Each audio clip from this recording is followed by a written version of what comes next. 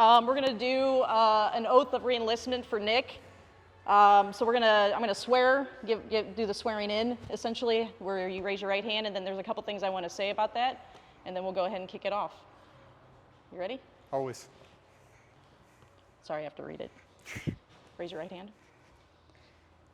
I state your name. I, Nicholas Andrew Hartman, Do solemnly swear do solemnly swear that I will support and defend that I will support and defend the Constitution of the United States the Constitution of the United States against all enemies, against all enemies, foreign and domestic, foreign and domestic, that I will bear true faith that I will bear true faith and allegiance to the same, and allegiance to the same, and that I will obey the orders and that I will obey the orders of the President of the United States of the President of the United States and the orders of the officers appointed over me, and of the orders of the officers appointed over me, according to the regulation of Uniform Code according to the regulation of the Uniform Code of Military Justice. of Military Justice. So help me God. So help me God. Congrats. All right. Let me give you this. Thank you. So, Now you're done, right? No, not quite. in about, I would say in about 6 generations, the United States has not ever required any of its citizens to join the military. And of that, only 1% currently have done what this young man just did, raise his right hand and pledge allegiance to that. If you compare to the 12% that did back in World War II. It's not a very big number of people who decide to do that, to raise that right hand and to take on that, to take on that oath and that responsibility. And it's not just raising your right hand. Essentially what he's doing is he's signing a blank check, and that blank check is going to be in the name of the United States of America, and it can be cashed at any time. And I think that we forget about that on the day-to-day. We know that we've lost very, very brave young men and women over many, many years, and they have paid the ultimate sacrifice, but I think that this is not a small thing, and that you get to witness this is not something that happens very often. We don't get the opportunity to see that. And thank you for your family being here and getting to celebrate that. I know Nick had said he didn't want a big to-do, but it is a big thing, because not that many people are willing to take that time and effort and that sacrifice. And it's not just the Navy or Army or Coast Guard or Air Force that chooses to raise the right hand. It's the families that are affected equally as well.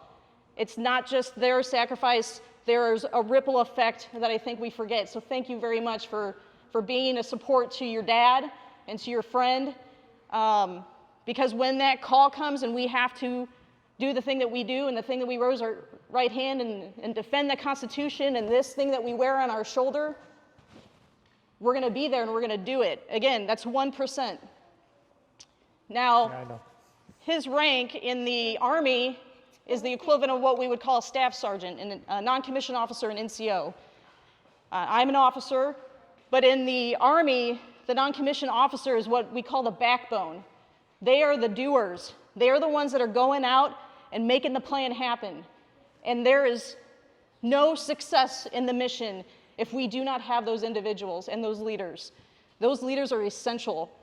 And I know when we've talked about what all this means, that I know that me as an officer, I am not even a quarter successful unless I have the backbone behind the plan to make sure that happens. And there's something I want to give you. So leadership, right? We talk about a lot about it. We have like a little reading group where we talk about leadership and how important that is. And when I deployed to Ukraine, I saw the very worst of leadership that wore this uniform. But I know when I stand here and I look at you, I see good leadership. And leadership comes in many forms. You don't have to be an officer to be a leader. You can be a leader and be an NCO as well. And that's a big responsibility. And I know when I look at you, you're going to take care of the people that are underneath you, and you're going to take care of the people that are above you too. And for that, I'm very thankful that there are people like you that choose to raise your right hand, that choose to raise your right hand and take that Wait a minute. and you Just a minute. you bear that to heart. Because Just a minute. at any point, anyone's sons and daughters can also make that decision to raise their right hand and join this military as well. And we need good leaders like you to make sure that happens. 13.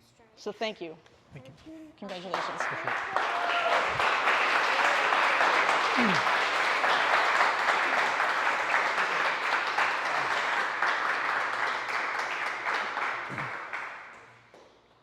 I got no words.